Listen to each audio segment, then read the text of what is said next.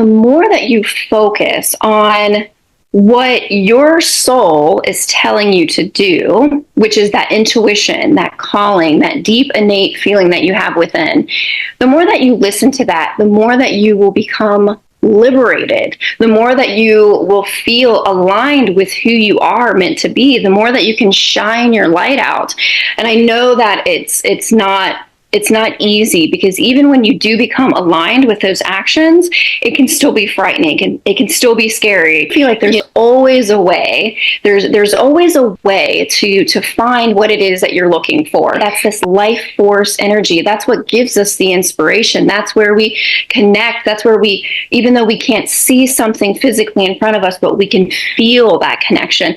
And that's what the soul is all about. Welcome to the Daily Soul Bytes show. I am your host, Bola Abimbola, frequency alchemist, life coach, and energy practitioner. And Daily Soul Bytes show is where we interview guest authors, coaches, and entrepreneurs from the fields of spirituality, psychology, and leadership to share their insights for the expansion of collective consciousness. And today I have a very special guest all the way from Ohio in the United States, Tabitha Stitt. Welcome to the show, Tabitha. Thank you so much for having me. It's an honor to be here. Thank you. Thank you. Oh, that's so brilliant. I'll tell you guys a funny story about how, we tried to record this episode and I found myself using the wrong link to sign up. And, it's very interesting, but this is, it was about timing. Everything happens at the right time. So I really appreciate Tabitha for her understanding and for her love and support. So that's really brilliant. I'll read a bit about Tabitha's bio before we start. Tabitha is a healer and a teacher. She's a world-renowned psychic, medium, trance speaker, healer, and teacher. As a licensed educator, Tabitha's focus is on personal development, guiding her clients and students in a profound journey of discovering their soul's purpose. That is so powerful. I love that you're also working with your clients to look at the soul's purpose. And I would love to know, Tabitha, how you got to this place, because none of us gets to a place where we are using our talents, our spiritual gifts, without actually having gone through some kind of activator of sorts. I've also been in that position. So I'd love to know what led you to a place where you understood your spiritual gifts and you're now using, that power to help others with their soul's purpose.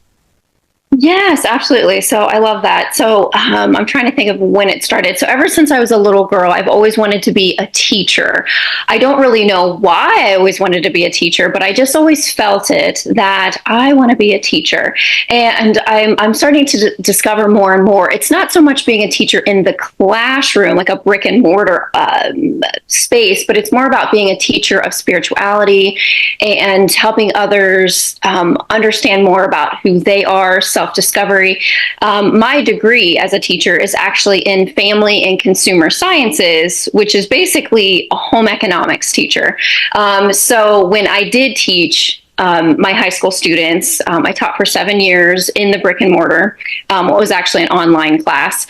When I taught them, I taught about personal development. So I taught them how to deal with stress, relationships, how to manage their emotions, so emotional intelligence. And I really got to thinking that this is so, so important. My students would tell me, wow, no one has ever asked me these types of questions. No one has ever given me this opportunity to explore more. And so I felt that was so powerful. And along the way, I've always been drawn to reading about self-help books, personal development. I've just always been naturally drawn to this area. And I feel like it's the natural talents that we have. I think it's because we're supposed to help others as well. So I think that that aspect comes along. And once I started doing psychic mediumship readings, which came completely unexpected, I actually started off as a Reiki practitioner. I was doing healing. And I started receiving these messages in my mind. I was getting these visions, and I didn't know what they were, but I would explain it to my clients. And I started to recognize that there was a commonality in all of these messages that I was receiving. And it was more about their own life and how to help them better their lives and how to help themselves enhance their lives and healing and self-healing. So as a psychic medium, it wasn't so much about bringing through loved ones, which I can do that as well, but it was more about helping them help themselves. And I noticed this common theme that kept popping up in my readings. And, and then I just learned more and more about it. And so that's where we came to the soul's purpose, is that, it goes very deep into detail as far as the soul's purpose. But I do feel like we're all here to help ourselves from the inside out. And so that way we can help others also. So when I do readings, that's where the focus is. And I feel like it's just as healing and empowering as a mediumship reading as well. So I guess long story short, but that's kind of where, that's the gist of why I focus where I do. But it's we're all just, we have these intuitive insights and these intuitive notions and these callings. And the more that we listen to them and focus on them, the more that we can just step into who we really are. And so it can be very scary. But I think that the more that you trust that and the more that you listen to it, the more that you feel aligned with who you are. And so that's kind of where I came to be as far as the work that I do. So I hope I answered your question. I'm wondering, going back. Yes, you did. Yes, you did. Thank you so much. Because it just sounds like your gifts just came out in some kind of a flow. You were teaching, and then you began to experience some of these notions and premonitions, and you basically follow through with it. And that is not always the case for many of us. I remember, for me, I actually, as a child, I remember at the age of 11 when my father passed, because he was in hospital. He was sick in hospital, and I was sleeping in his room, as girls do, trying to remember, if dad is on holiday, wherever it is, you try and connect with him in some way, shape, or form. I saw him in his bedroom. He was in the bedroom, and I thought to myself, well, that is back home from hospital. And then Mum came later on in the evening, and she said, oh, your dad has passed. And I said to her, no, he's in his bedroom. He definitely is in his bedroom. I've seen him in his bedroom. And she said, no, he didn't come home. He passed in hospital. So that was my very, very real realization of how, we can see, physical form. And also I'd heard my grandmother's voice, telling me to do different things. And from the moment my father passed, he connected with me, and he's never left. So he tells me things to do. Don't stay here. Make that phone call. Do this. And it's a very real experience. But it's not something that we always get support to connect with, support to actually develop and grow. So there is that resistance. And I think one of the questions I would like to ask you is, for those who may be listening to this, who may be developing their spiritual gifts, but they're finding that there is a lot of resistance within them from what they have heard. What are the kinds of tips you could give to them, you could share? Because your journey was a lot of flow. There was less resistance there from the get-go. What would you share with our audience who may be experiencing some resistance, internal or external, regarding their gifts? Yeah, and I know, and I say trust as if it's easy, because it's not. It's not easy, well, it's kind of a twofold. But I would automatically say just trust in what you're experiencing and feeling. And if you're not sure, or if there's resistance, or if you're apprehensive, what helped me personally was when I worked with other women as well. So other psychic mediums. I joined a circle. I joined a class. It was called Mediumship Mastery.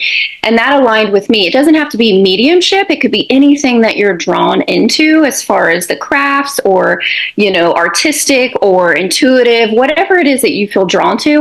I find it helpful to connect with others that you'll just feel that connection, whether you're supposed to be with them or someone else. Even just talking with someone can help you express it outwardly as well. One thing that helped me personally over the years is I use oracle cards and tarot cards, and I don't, I read them as far as like on my social media. I don't typically use them in my personal readings because I tap into a different way. But at home, in my own personal environment, I'm always looking at my cards, and my cards, I feel, connect me with the source, with God, with consciousness, with my angels and my loved ones that have passed on. It's almost as if like it's the tool for me personally that helps me feel that connection. And you'll receive a card and you'll just feel it in your heart. Oh my gosh, that's exactly what I needed to hear. Or wow, that really resonates with me. And it's almost as if it's just this tangible thing that you can use that helps you connect to spirit. And so having that feeling within automatically kind of allows that resistance to go away. I've used my cards and when I needed to make decisions as well, and when I need to move forward on my life. But when you connect with them, you can really feel that that love from the heavens, or however you want to explain it. But with resistance, it's hard because we all experience fear. From my understanding, we all experience this resistance. And so the more that you practice, actually, whatever it is that you feel drawn to practicing, whatever that craft is for you, or that, if you feel drawn to cards, or if you feel drawn to healing, or if you feel drawn to animals, whatever it is, I feel like the more that you practice that, and if you can receive feedback, I also feel like receiving feedback is very, very helpful. Especially if the person that you're working with knows that you're on the beginning of your journey. I do feel like they'll be very supportive of you. But receiving that feedback is helpful, and it's inspiring. And, just getting with people that are like-minded as well, that support what it is that you're thinking and feeling also. I think a lot of times, the family, not necessarily the family, it could be society, it could be your school, there's lots of resistance that comes from the outside that impacts us. We're raised to think a certain way, or we're within a certain culture, or, there's all these different things that come at us that in a way we feel as if it's stalling us because they think differently or they believe something differently. So I think expanding your horizon and finding, researching and looking for other women or other men or whatever it is, this group or this circle that can help you feel connected. I think that will help release that resistance a little bit. But I do think it's important that even as you move along your path and you get closer and you're finally doing the thing that you want to do, there's still going to be a little bit of resistance, because I feel like, we think maybe, the fear is going to automatically go away. I feel like the more that you grow, the more maybe little obstacles that you'll come across. But I do think that once you come across those obstacles, they get a little bit easier for you. So, and you're like, okay, if I did it before, I can do it again. So yeah, lots of different things that you can do. But I really do think it comes down to trusting, and even if you don't trust, allow yourself to explore, and then give yourself the opportunity to experience that. Oh, I love that. Thank you so much, Tabitha. I do agree with you, that energy of trust, because sometimes that energy can be elusive.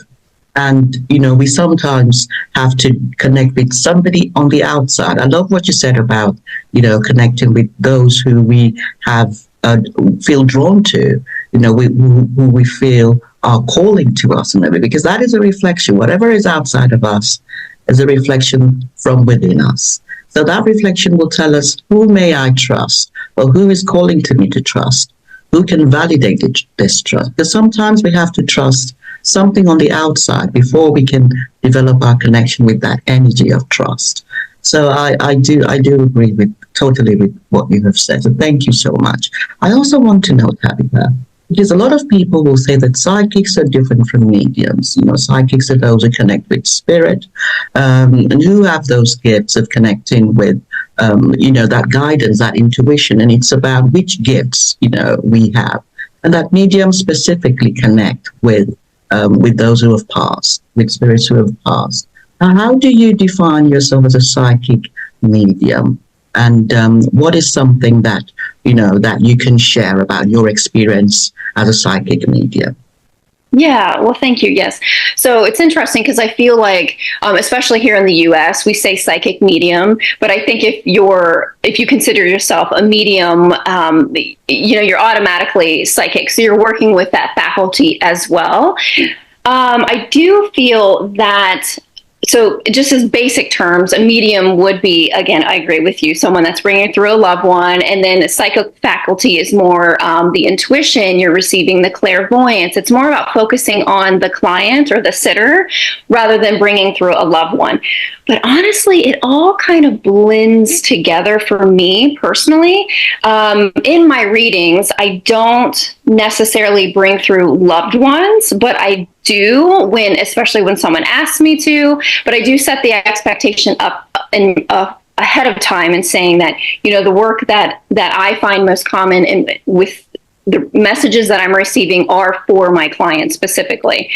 But honestly, sometimes loved ones come through and I'm like, oh, I wasn't expecting this, but I feel a male presence and maybe I feel like it's your father, and so I just allow for the energy to work through me. Oftentimes, when I do my readings, I close my eyes, and that helps me concentrate a little bit better. There's so much intensity when we look at someone in the eyes, right? And so when you close the eyes, at least for me personally, the information comes very quickly. It comes very clearly. And I do feel like it's coming from a soul level. There's all different kinds of energies that we can bring through. So I think setting the intention ahead of time as well. But I think it's, if someone is working or wanting to work toward their psychic mediumship, again, I think it would be, finding someone that you feel that connection with or that you can trust. Like, for example, I received a reading myself many years ago. I think it was 2015. And I walked out of there like beaming with light because I was so excited. It was very confirming for me. She's like, you are supposed to be giving readings. And I never heard that before, but I felt it in my heart. But when she told me that, and she had no idea, she didn't know anything about me, that just was very confirming for me. And so, the psychic mediumship, it's very healing. To me, at the end of the day, it's all about healing. We heal with our words, we heal with our presence. We heal with the energy that we allow to flow through us. We're here as instruments, St. Francis of Assisi, allow me to be an instrument. So I think it's the intention of allowing yourself to be this conduit or this medium and allowing the information to flow through you. When you first start off, if you're into learning more about psychic mediumship, when you first start off, you're probably going to feel nervous. You're not sure if you're accurate. And that's where I think the feedback comes into play. But I do feel like the more that you do this, it's just the quicker it comes. But ultimately, at the end of the day, I think it's all about connection and healing and providing someone these messages that are accurate, that are life affirming, and they're validating, and essentially it should be like heartfelt, right? And they're like, oh wow, like, how did you know that? And I'm like, well, I don't know, it didn't come from me. It's just allowing yourself to be that conduit. And I just, again, just the healing is really what it's all about. And when I say healing, I don't mean that there's anything wrong with us, but I feel as if healing is just love, right? And the more love that we receive, the more that we can express ourselves more and be who we are and to feel more at home within ourselves. And to me, that's what mediumship, psychic mediumship is all about. Essentially, it's all kind of blended together, especially the more that you do this, at least from my perspective. So, yeah. Thank you, Tabitha. That's great. I totally agree with you. It is always a case of, how we want to express and blend our gifts and blend the way that we serve. And so I do love that. Thank you for sharing. And I wanted to ask you, why is soul's purpose so important? For those who may be listening, who may be thinking, I live in this 3D world. I've got my bills. I've got, the rent to pay, the mortgage to pay. I've got cars to buy and all of that stuff. This is what the third density is all about. This is why, a lot of the times we're working with the mind. We're working with our physical ego mind, and we're not really connecting with anything else. We really are in that rat race. And there's nothing wrong with that, because that's what some of us have come to do in this lifetime. We've actually come to explore that third density to its fullest. And that is okay. But for those who may be wanting to look at something else, why do you think soul's purpose is important? Yeah, that's a beautiful question. It's a journey that we're all here, right?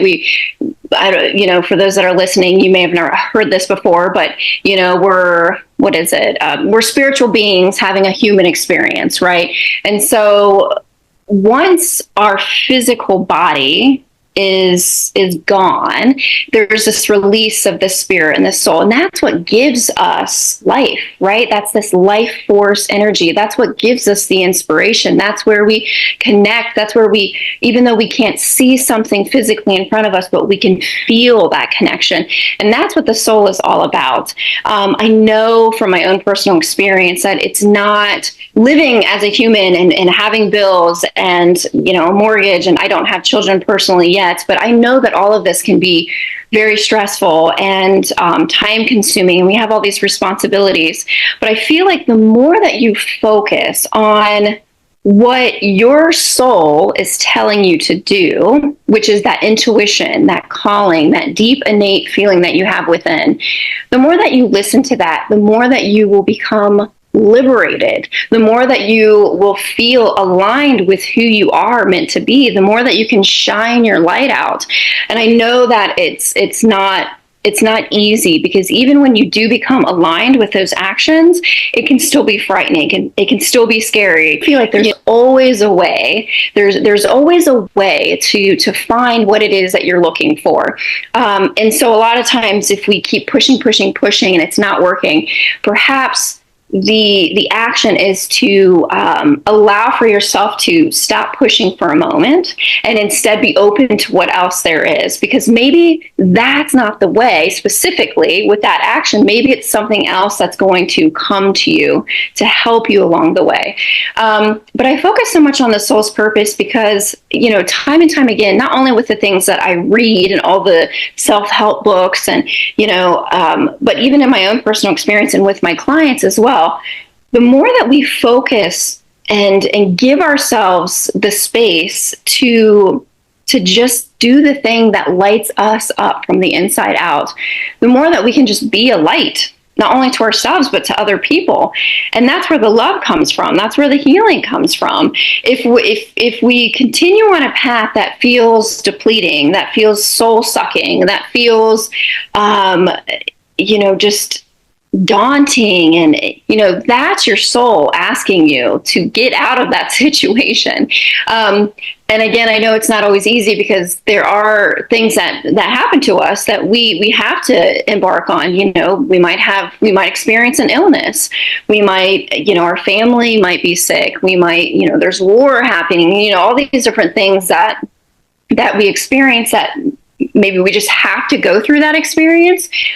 But to me, that's where the strength comes in. That's where the wisdom, the experience comes in. And so you can use that experience to light your own path even more. So if we continue to, I'm putting this in quotation marks, like work the 9 to 5, if we continue to do that without listening to ourselves, at the end of the day, we're probably not going to be very happy. And I'm not saying you can't work 9 to 5, because that's my schedule. I work 9 to 5. I feel good about that.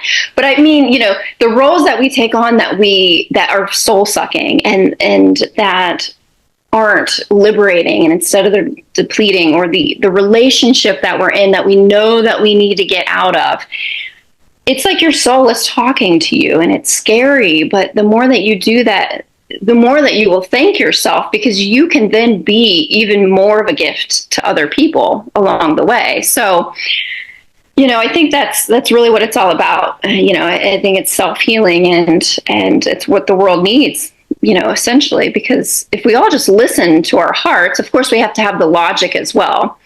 But if we could all just listen to what truly means the most to us, I really feel like that the world would just completely transform.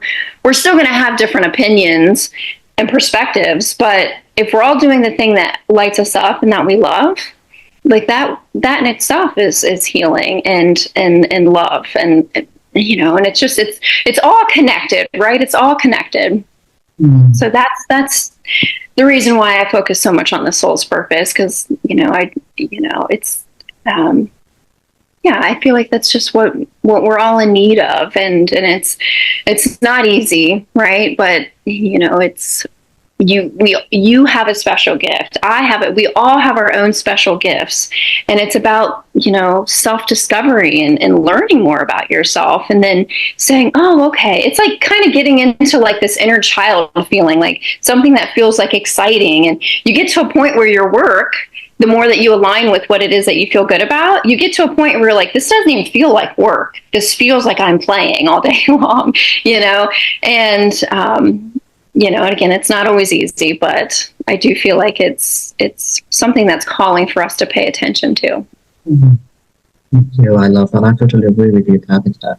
Because that soul's purpose, each of us has a purpose, and each of us is a part of infinite energy, a part of God, and this self is what completes the universal energy. That self that we are, each of us, we complete that puzzle. And without us, the puzzle would not be complete. So that, we coming to understand what that purpose is of that self, that unique self, is so key. And it's there from childhood. We have that passion. There's something that calls to us right from when we come into this earth plane. There's something that we enjoy. And maybe one, two things that kind of merge together. I love that Ikigai principle that talks about different things that we love to do. One thing, different ways we work. There may be work that we truly love. There may also be work that we are paid to do, but we're not really loving that work that we're paid to do, but we do it.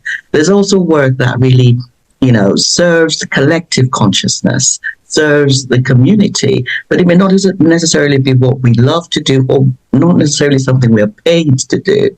There are different ways in which we work, but what do we love to do? And how can we come to understand these different things that we serve with, in a way that gives us peace, in a way that allows us to feel joyful? Because life is meant to be joyful. We can do different things, but the way that we earn money, the way that we relate and connect can be more joyful, can be more peaceful. Yes, we will all have ups and downs. That never stops, but it's about how we develop the resilience and the tools that enable us to not stay down for too long, to understand what it is that, that is creating this experience that is making us to pause. So it's all about understanding self and understanding how there are two selves. There's the physical ego self and the higher self. And this is something I read when I was 18 years old, a book by Ramana Maharishi called Who Am I? And it was on the shelves at home, and I picked it up, and it was talking about two different selves, the higher self and the physical ego self. And really that started my journey of understanding what are these two different selves that really make us whole, because we cannot do without the physical ego self. But it's about what is driving that physical ego self. Is it driving itself, or has it been driven by the higher purpose on a soul's path? And that's why I wrote Daily Soul Bytes. My book, Daily Soul Bytes, is now available anywhere books are sold online. And it's really talking about the different perspectives of the physical ego self as well as the higher self. There are two different perspectives. The perspective of the physical ego self is usually based around fear, threat. And the higher self is usually around unconditional love, usually around peace, around joy, around gratitude. And this perspective is being aware of these different perspectives within us. One is our soul's purpose. One is leading us in our soul's path. And the other is really kind of driving that the third density experience, which has its own adventure. It has its own path. And it's about what do we want? And this universe, I always say, is a universe of choice and alignment. We're understanding that there's different perspectives and we're choosing. And whether we choose the soul's path or whether we choose that, that third density path is really up to us. And I love your explanation and the work that you're doing, Tabitha. I'd love you to share with us what can people expect when they come to work with you for a psychic reading or for spiritual teaching. What can they expect when they come to you? Oh, thank you. And I love how you're saying that the third density and that we all have a choice and that we can just seeing the difference between there. The more that we learn about the difference, the more that we have that power then to choose, because a lot of times people don't even know that there's a difference. So I think the more that we empower ourselves and to learn, I think learning is the key, right? And being open to that, the more that we can recognize, oh, we do have a choice. So that's beautiful. And I can't wait to get your book. I'm so excited. I'm going to be ordering it here soon. But as far as a reading goes, I work online. There are times where I go to different events and I can work in person as well. But it's very, very similar to the way that you and I are set up. I set the intention ahead of time for the messages to come through and always for the highest good. You'll notice that I close my eyes and I tap in. I call them soul readings because I feel like the messages are indeed coming from the aspect of you that is the soul. I do feel like it's, to me, again, it's all connected, but it's a higher consciousness or the consciousness. Loved ones can come through, but it's mainly going to be about your life and what's, I call it spirit as well. So what spirit would like to share with you that will help you feel more aligned with the purpose and perhaps what it is that you need to let go of or to release. And the session in general is very healing, just connecting as well. And so I do also send healing after the session as well, because I'm a Reiki practitioner also. So it's a combination of all that, but you receive messages and they're very uplifting. I think a lot of times, especially those that have never received a reading, they think, they're a little apprehensive or nervous, or they're like, I don't want anything scary to come through. And I can promise you nothing scary will ever come through. That doesn't mean that we don't have issues that we can talk about, because we have to be realistic as well, as far as, we are human. So we have those things that we need to talk about as well. But if that happens or if that pops up, there will certainly always be a practical solution. But all the messages are coming through and rolling through for you and always for the highest good. And so you'll receive the recording. But yeah, and as far as all of that goes, you can head to my website, which is tabithastitt.com, and that's where you can book a reading. I also have the Circle for Your Soul's Purpose, where it's other women as well that are coming together to receive these messages as a collective as well. So there's different ways to work. I love what I do, and the messages come very quickly and you receive the recording. So each time you go back and listen to it, you'll notice that there's something new that pops up. You're like, oh, wow, okay, I never realized that. So, but I love what I do, and I love connecting, and I feel like it's all about, it's helping each other and empowering one another. I love that. Yes, I love Reiki energy healing. It's something that I also do, and it's really powerful because what it does, Reiki really, we are channeling that universal loving energy, and it allows us to bring that to build that bridge that a lot of our clients would have, because we all have resistance, and sometimes it's about having somebody stand in the way, stand in the gap, and allow us to have our own energy meridians activated in any area of our life, because Reiki energy healing is something that will actually tackle any area of life: health, work, children, finances, so it's really powerful, effortless healing that I know that anyone who connects with, and it usually is one of many toolboxes, one of many modalities in a toolbox. So it's really powerful. And I would love you to share with us, why you are called a self-help psychic. medium. Yes. So how did you come about that really powerful and loving name? Yes, you know what? I have to give my husband all the credit because he actually came up with that term. And I resisted it at first. I was like, no, I don't know. But then I thought to myself, you know what? That actually fits perfectly with what I do. And not only that, but it rhymes and, it just all sounds good. So Tabitha Stitt, the self-help psychic. And I'm like, you know what? I think I'm going to go with it. So it stuck with me. But besides that, it perfectly aligns with what I do. I'm, as the psychic medium, I'm helping my clients help themselves. Essentially, we're working together as that healing modality and as those messages come through, but it's looking at all the different aspects of life. So the messages can be about finances or about health or relationships or any of those different areas. It's not one particular area, but and self-help doesn't mean that you are doing everything by yourself, right? I think that that's the misconception. Self-help is empowering yourself in whatever way that you feel. So if you feel as if you want to connect with a psychic medium, or if you want to receive guidance from someone else or therapy or whatever it is, you are recognizing, oh, this is what's best for me. And so you're giving yourself that ability to make those choices and to step into that responsibility. So that's where the self-help psychic came from. And so I love it and I'm sticking with it. So it's perfect. I think it's perfect as well. And it's really interesting because I love what you said about self-help, and it's an empowered journey. It's about really coming to a place where we are able to understand that, sometimes the modalities that worked last year may not be the ones that are going to work this year. So staying open-minded and allowing ourselves to be led. Because that's what synchronicity, the soul leads us using synchronicity.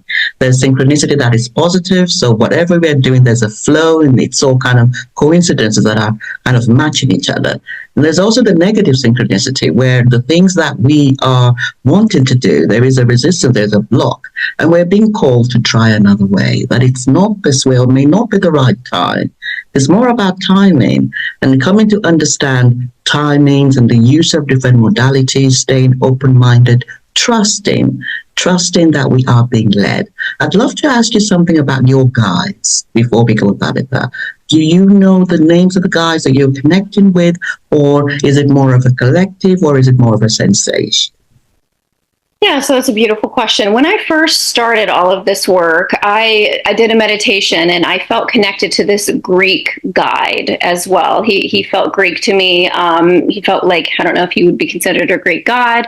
But then after that, it felt like it just started all blending together. So when I sit and connect, it feels like a higher consciousness. It just feels like one big collective, universal love that comes in, and I can start to feel, the energy and the peacefulness that I feel within. And so to me, at first it started with one guide and then it opened up to just a universal collection of love. And that's how I feel like I receive these messages as well. That's wonderful. Thank you so much, Tabitha. Do you have any final words to say to us today before you go? I ask that with the intention for you, if you're listening, to just, as hard as it can be sometimes, to just allow yourself the opportunity to be who you really are by doing the things that might feel a little scary, a little nerve-wracking, but you're allowing yourself to explore and you're trusting as best as you can, or you're allowing someone else to help you trust. But the more that you follow your path and your calling, and even if you don't know what that is yet, you're just exploring. Just allow yourself to explore. Allow yourself to be curious.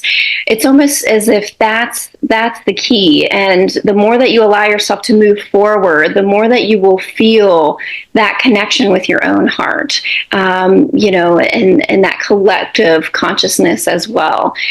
So give yourself that opportunity to be that person that that you are deep down, and you already are that person, and you are being that person. But I think giving ourselves the opportunity and is what it's all about as well. So I'm so grateful to be here and to share this energy and to help spread the word about psychic mediumship, and that it's all about healing, and that's what this work and just being a human as well as just sharing our light in whatever way that we feel called to do.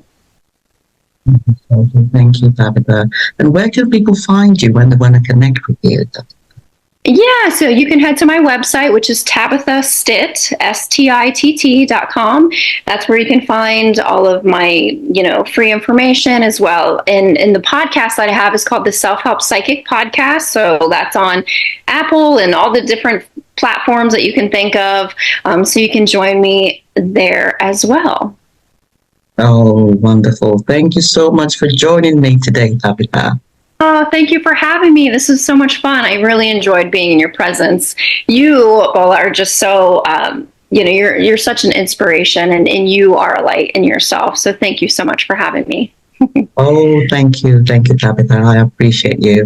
This is really about us continuing that journey of expansion, expanding our consciousness, the small c, and expanded in consciousness, the big C.